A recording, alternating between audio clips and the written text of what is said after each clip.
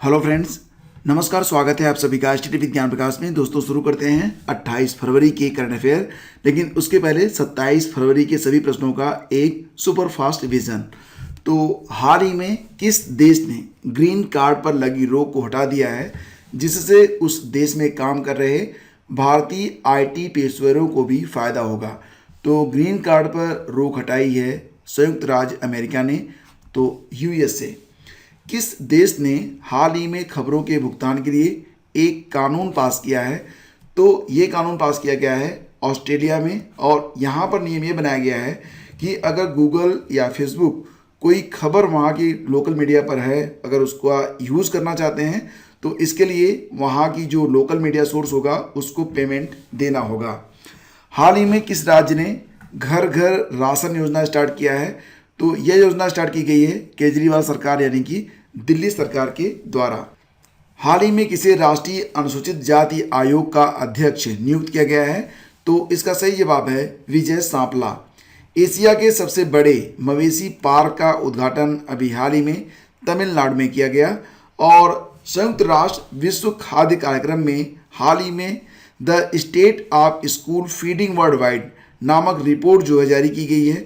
तो United Nation World Food Programme का जो मुख्यालय है वो रोम इटली में स्थित है, ये आपको याद रखना है। हाल ही में पहचान की गई ऑस्ट्रेलिया की सबसे पुरानी अक्षुण्ण रॉक कला जो खोजी गई है वो 17,000 साल पुरानी है, और अल्पाइन पौधे की एक नई प्रजाति खोजी गई है अरुणाचल प्रदेश में, और इसको नाम दिया गया है क्रेमंथोडियम इंडिकम। लेवाइस की डेनिम ब्रांड ने किस अभिनेत्री को अपना ग्लोबल ब्रांड एम्बेसडर बनाया है? तो इसका सही जवाब है दीपिका पादुकोण। और अब बारी है आज के प्रश्नों की, लेकिन उसके पहले आपको याद दिला दें कि करंट अफेयर के रिवीजन के लिए हम आपके लिए रेगुलर वीडियोस और वीकली वीडियोस के साथ साथ ई बुक भी अवेलेबल करवाते हैं। आप इसके लिए इस वीडियो का डिस्क्रिप्शन चेक कर सकते हैं। तो हाल ही में चुनाव आयोग ने 5 राज्यों में विधानसभा चुनाव की घोषणा कर दी है। अब यहाँ पर आपको बताना है कि जो यहाँ पर आपके ऑप्शन दिए गए हैं इसमें एक राज्य में चुनाव नहीं होना है, तो वो राज्य कौन सा है? तो दोस्तों, यहाँ पर जो चुनाव होने जा रहे हैं वो असम में भी होंगे, पुडुचेरी में भी होंगे और केरल में भी होंगे। त्रिपुरा में नहीं होगा। इसके अलावा वेस्ट बंगाल में चुनाव होने हैं, और वेस्ट बंगाल के अलावा कहाँ पर चुनाव होने हैं? तो ये स्टेट है तमिलनाडु। तो पश्चिम बंगाल, असम और तमिलनाडु, केरल और पुडुचेरी में 27 मार्च से 29 अप्रैल तक विधानसभा चुनाव कराए जाएंगे, और इन राज्यों में चुनाव आचार संहिता भी लागू कर दी गई है। निर्वाचन आयोग ने पश्चिम बंगाल, असम, तमिलनाडु, केरल और पुडुचेरी में विधानसभा चुनाव की घोषणा कर दी है। विधानसभा चुनाव 27 मार्च से 29 अप्रैल तक होंगे, और मतगणना जो होगी वो 2 मई को करवाई जाएगी। चुनाव आयोग की स्थापना कब हुई थी? 1950 में हुई थी। इस समय मुख्य चुनाव आयुक्त हैं सुनील अरोड़ा। और देखिए, जो चुनाव आयोग होता है उसमें एक मुख्य चुनाव आयुक्त होते हैं और 2 चुनाव आयुक्त होते हैं। तो मुख्य चुनाव आयुक्त की जगह पर हैं सुनील अरोड़ा, और जो 2 चुनाव आयुक्त हैं उसमें एक है राजीव कुमार और सुशील चंद्रा। राजीव कुमार इन्होंने अशोक लवासा की जगह ली है। अशोक लवासा जी को एशियाई विकास बैंक का उपाध्यक्ष बनाया गया था जनवरी 2020 में। उसके बाद यह पद रिक्त हुआ था, तो वहाँ पर राजीव कुमार जी को बैठाया गया है, यानी कि ये सीट उनको मिल गई है। 27 फरवरी को शुरू हुए भारत के पहले खिलौना मेला का उद्घाटन किया गया है नरेंद्र मोदी जी के द्वारा, हमारे माननीय प्रधानमंत्री जी। तो ऑप्शन बी यहाँ पर बिल्कुल करेक्ट है। तो फ्रेंड्स, आपको बता दें कि प्रधानमंत्री नरेंद्र मोदी ने भारत खिलौना मेला 2021 देश के पहले ऑनलाइन खिलौना मेले की शुरुआत करी है, और ये जो उद्घाटन किया गया वो वीडियो कॉन्फ्रेंसिंग के जरिए किया गया है। यह मेला 27 फरवरी से लेकर 2 मार्च तक चलने वाला है। सरकार ने बताया कि इस मेले का मकसद खिलौनों के खरीदार, विक्रेता, छात्र, शिक्षक और डिजाइनर आदि को साथ लाना है। मेले में देश के सभी राज्यों और केंद्र शासित प्रदेशों के 1000 से ज़्यादा खिलौना व्यापारी अपने खिलौनों का प्रदर्शन करेंगे, जिन्हें ऑनलाइन आप खरीद पाएंगे। मिस्र की राजधानी काहिरा में अंतर्राष्ट्रीय निशानेबाजी संघ के 60 गन विश्व कप में भारत की जो पुरुषों की स्कीट टीम है उसने कांस्य पदक जीता है। तो यहाँ पर क्वेश्चन ये है कि अंतर्राष्ट्रीय निशानेबाजी खेल महासंघ यानी कि ISSF का मुख्यालय कहाँ पर है, और इसका सही जवाब क्या होगा?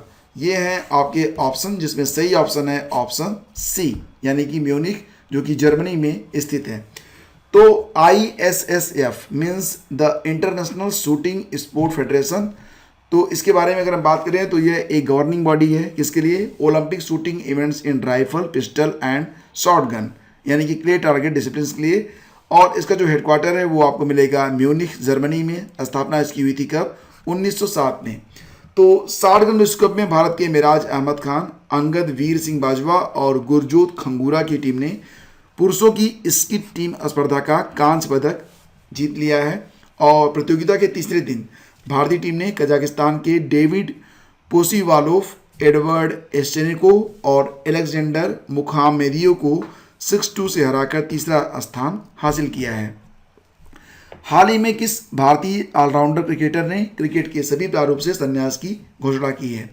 तो ये हैं हमारे यूसुफ पठान, जिन्होंने क्रिकेट के सभी प्रारूप से अब संन्यास की घोषणा कर दी है।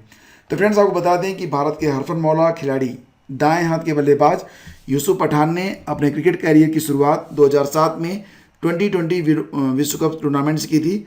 उन्होंने पहला 2020 मैच पाकिस्तान के खिलाफ सितंबर में खेला था और यूसुफ पठान ने 22 2020 मैचों में कुल 236 रन बनाए, 13 विकेट भी अपने नाम किए। यूसुफ पठान ने अपने एक दिवसीय क्रिकेट की शुरुआत भी पाकिस्तान के खिलाफ जून 2008 से की थी। 2011 में वनडे वर्ल्ड कप जीतने वाली भारतीय टीम का भी वो हिस्सा रह चुके हैं। किस राज्य को प्रधानमंत्री किसान सम्मान निधि में बेहतर ढंग से लागू करने के लिए राष्ट्रीय स्तर पर प्रथम स्थान प्राप्त हुआ है? तो प्रधानमंत्री किसान सम्मान निधि योजना को बेहतर ढंग से लागू किया गया है किस राज्य में? सही जवाब इसका है ऑप्शन बी, उत्तर प्रदेश में लागू किया गया है सबसे बेहतर तरीके से इस रिपोर्ट के मुताबिक। तो फ्रेंड्स, उत्तर प्रदेश के 2 करोड़ 42 लाख किसानों को इस योजना के अंतर्गत कम से कम एक किस्त मिल चुकी है। और ये जो योजना है इसको 24 फरवरी 2019 से स्टार्ट किया गया था। अब यहाँ पर एक क्वेश्चन बहुत ही इंपॉर्टेंट है, ये आपका रिवीजन है और वो ये है, हालांकि ये क्वेश्चन मैं ऑलरेडी आपको कल की वीडियो में बता चुका हूँ और आज वन लाइनर में इसको डिस्कस भी कर चुका हूँ, लेकिन कुछ पॉइंट्स हैं जो कि बहुत इंपॉर्टेंट है फॉर एवरी एग्जाम, तो इसको देख लेते हैं। स्कूल फीडिंग रिपोर्ट 2021 पर विचार करना है आपको। बताइए कि 3 पॉइंट में से कौन से पॉइंट सही हैं या कौन से गलत हैं। तो स्कूल फीडिंग रिपोर्ट 2021 यह विश्व खाद्य कार्यक्रम द्वारा जारी किया जाता है, वर्ल्ड फूड प्रोग्राम के द्वारा। तो ये बिल्कुल सही है। इसमें लगभग 73 मिलियन कमज़ोर बच्चों तक पहुंचने तक का लक्ष्य है, ये भी सही है। और कोविड-19 की वजह से 370 मिलियन बच्चे ये काफ़ी दिनों तक जो उनका दिन का पौष्टिक भोजन होता है उससे वंचित रह गए हैं, तो बिल्कुल सही है। कुल मिला के 199 यानी कि 199 देश ऐसे थे जिन्होंने 2020 में अपने सारे स्कूल बंद कर दिए और यही मुख्य वजह थी कि लगभग 370 मिलियन बच्चे जो उनको स्कूल में भोजन मिलता था उससे वो वंचित रह गए। तो यहाँ पर सभी विकल्प सही हैं, यानी कि हम आंसर करेंगे ऑप्शन डी को। तो फ्रेंड्स, हाल ही में UNWFP ने the state of school feeding world wide शीर्षक से अपनी रिपोर्ट जारी की है। जब अप्रैल 2020 में महामारी चरम पर थी तो 199 देशों ने सभी स्कूल बंद कर दिए थे। तो यही वजह थी कि 370 मिलियन बच्चे जो थे वो डेली जो पौष्टिक भोजन उनको मिलता था उससे वंचित रह गए थे। वर्ल्ड फूड प्रोग्राम का जो मुख्यालय है ये ऑलरेडी मैं आपको बता चुका हूँ, ये रोम इटली में है। 2021 के लिए ब्रिक्स का अध्यक्ष कौन सा देश होगा? Very very important. और सही जवाब इसका क्या होगा? सही जवाब है हमारा प्यारा भारत। तो ऑप्शन डी इसका बिल्कुल करेक्ट है। तो फ्रेंड्स, आपको याद दिलाते हैं ब्रिक्स में ये जो अध्यक्ष बनते हैं अलग अलग राष्ट्र, तो ये बिल्कुल सर्कल में चलता है। जैसे कि सबसे पहले अगर ब्राज़ील बन गया, उसके बाद रसिया बनेगा, फिर इंडिया बनेगा, फिर चीन बनेगा और फिर साउथ अफ्रीका।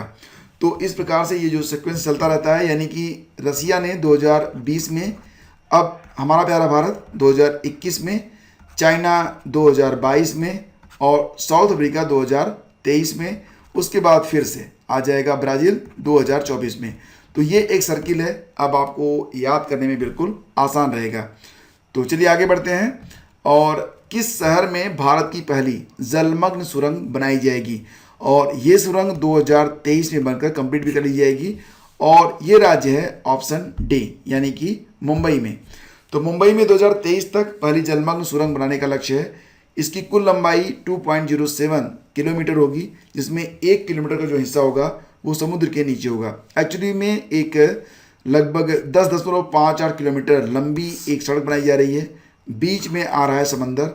तो यहाँ पर समंदर के अंदर अंदर 1 किलोमीटर की एक सुरंग बनाई जाएगी समुद्र के अंदर, और ये मुंबई में मरीन ड्राइव से शुरू होगा और बांद्रा वर्धा सी लिंक वर्ली छोर पर जाकर समाप्त होगा।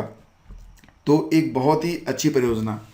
और कार्बी निम्नलिखित में से किस राज्य का एक प्रमुख जाति समुदाय है? तो ये याद रख लेना, ये काफ़ी इंपॉर्टेंट क्वेश्चन, और सही जवाब इसका है ऑप्शन बी, असम। तो असम के मुख्यमंत्री कौन है? सर्बानंद सोनोवाल। तो असम के मुख्यमंत्री सर्बानंद सोनोवाल के सामने कुख्यात उग्रवादी इंगती कठार, सोंगविजित और 5 उग्रवादी समूहों से जुड़े लगभग 1000 से अधिक जो उग्रवादी हैं वो मुख्यमंत्री के सामने हथियार डालकर मुख्य धारा में लौटना चाहते हैं। तो यहाँ पर आपको बता दें कि जो कार्बी विद्रोह हो रहा है ये असम का एक जाति समुदाय है जो 1980 से जाति हिंसा, हत्या, अपहरण और कराधान चिन्हित है। ये पूर्वोत्तर भारत और विशेष रूप से असम के पहाड़ी क्षेत्रों में प्रमुख जाति समुदाय हैं। आगे बढ़ते हैं, चलते हैं अगले क्वेश्चन पर। ये एक रिवीजन होगा कि डेनिम ब्रांड लेवाइस ने किस अभिनेत्री को अपना ग्लोबल ब्रांड एम्बेसडर बनाया है, जिसका सही जवाब ऑप्शन ए है, दीपिका पादुकोण। और अब बारी है कल के क्विज की। कल मैंने आप लोगों से सवाल किया था कि कौन सा एक सही सुमेलित नहीं है, तो यहाँ पर एवरी ऑप्शन बिल्कुल सही सुमेलित था। और कभी कभी ऐसे क्वेश्चन भी आते हैं जब आपसे क्वेश्चन जो होता है थोड़ा सा आपको चौंकाता है कि इसमें क्या आंसर दें। तो फिलहाल फ्रेंड्स यहाँ पर ड्यू टू टेक्निकल रीज़न आज मैं किसी का नाम फीचर नहीं कर पा रहा हूँ, मैं नाम कल फीचर करूँगा। तो फिलहाल बहुत सारे लोगों ने आंसर किए, सभी के आंसर मुझे बहुत ही शानदार लगे और मैं वहाँ पर आपको अप्रिशिएट भी करता हूँ। फिलहाल अब बारी है क्विज नंबर 26 की, और ये प्रश्न टेस्ट करेगा आपके नॉलेज को। क्वेश्चन पूछा गया था यूपी पीसीएस 2016 प्री की परीक्षा में। क्वेश्चन है कि भारत में नागरिकों के मौलिक अधिकारों में संशोधन कौन कर सकता है? तो ये हैं आपके ऑप्शन, डिटेल में लिखिएगा।